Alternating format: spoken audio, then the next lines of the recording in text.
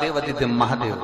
समझ लेना कि शिव को जानना बहुत कठिन है, पर शंकर खुद आपको जनाता है तो आप जान पाते हो। शिव खुद ज्ञान देता है तो आप ले पाते हो, वरना कठिन है, बहुत कठिन।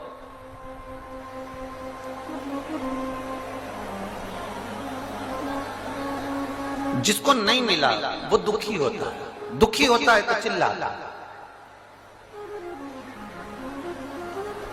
कभी कभी आपके साथ में भी ऐसा होता है, पशुपति व्रत करा, आपका काम नहीं हुआ, शिव जी को 2 महीने से 3 महीने से जल चढ़ा रही है, आपका काम नहीं हुआ। बहुत आस लगाकर भगवान के मंदिर में आई और भगवान ने आपकी नहीं सुनी तो आपको क्रोध आ गया, गुस्सा आ गया। कभी कभी आपके साथ में भी ऐसा हुआ।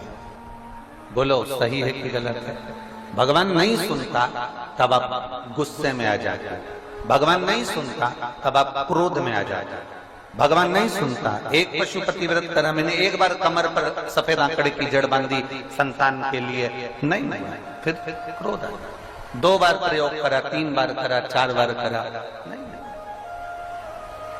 मेरी जीजियों और मेरे जीजाओं, मेरी बेटियों, मेरे बेटाओं, मेरी माताओं, मेरे भाई, एक बात का स्मरण, जितने आस्था चैनल पर कथा सुन रहे हो, जितने फेसबुक यूट्यूब पर कथा सुन रहे हो, जितने मोबाइल पर कथा सुन रहे हो, और पूरे तारा बाबा की कुटिया में जितने भक्त बैठे हुए हैं, जहां जहां आप बैठकर कथा सुन रहे हो, जो रोड पर बैठे हुए हैं, दुकानों में बैठे हुए हैं, वो भी इस बात को अच्छे से अपने अंदर उतारना। माँ के हाथ में दूध की बोतल है, बच्चा गोदी में बिलख रहा, रो रहा, चिल्ला रहा, मुझे भूख लगी है, दूध दे दो माँ।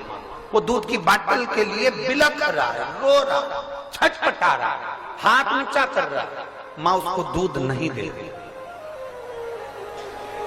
माँ उसको दूध की बोतल नहीं दे रही, माँ उसको दूध नहीं दे रही। क्यों नहीं दे रही? क्योंकि वो दूध की बोतल में जो दूध है वो बहुत गर्म है।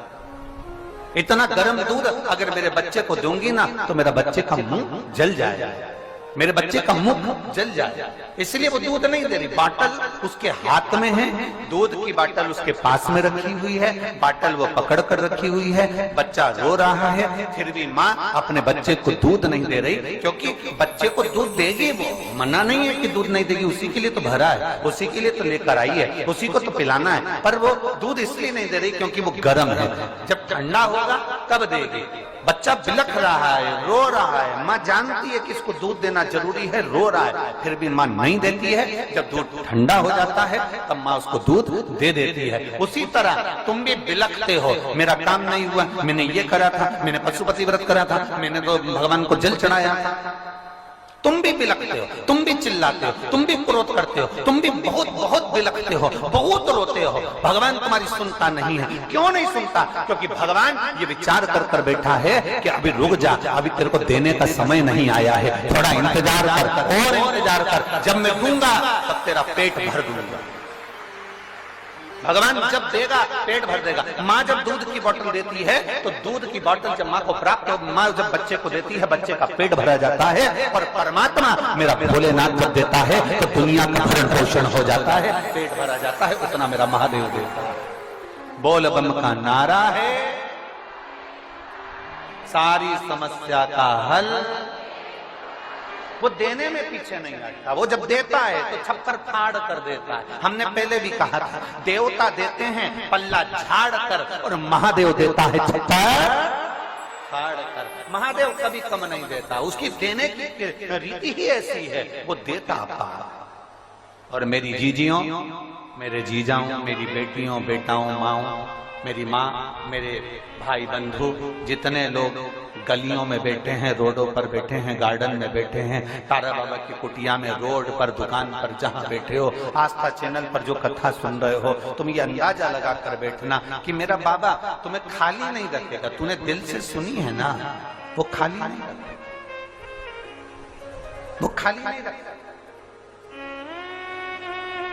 और खाली ना जाता कोई दर से